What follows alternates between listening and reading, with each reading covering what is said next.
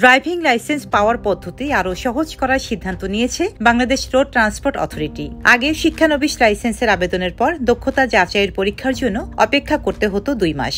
নতুন সিদ্ধান্ত অনুযায়ী 7 দিনের মধ্যে শিক্ষানবিশ ড্রাইভিং লাইসেন্স পাওয়ার পরীক্ষায় বসতে পারবেন আগ্রহী প্রার্থীরা।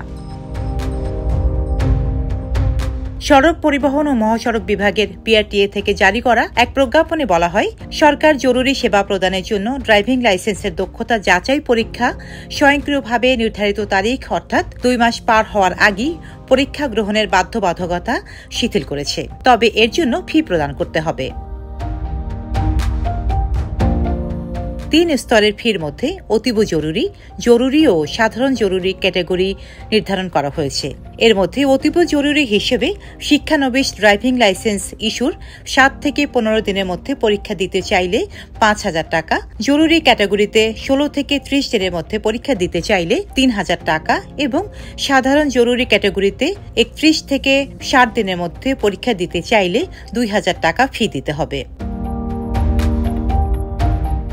প্রজ্ঞাপনে আরও বলা হয়, পরীক্ষার সময় ও স্থান সম্পর্কে স্বয়ংক্রিয় পদ্ধতিতে চার্ট বা ক্যালেন্ডার তৈরিতে বিআরটিএ প্রয়োজনীয় ব্যবস্থা গ্রহণ করবে এবং সংশ্লিষ্ট জেলায় সম্ভাব্য শিডিউল পাওয়া না গেলে আবেদনকারী পাশের জেলায় বা বিভাগীয় শহরে পরীক্ষা দিতে পারবেন।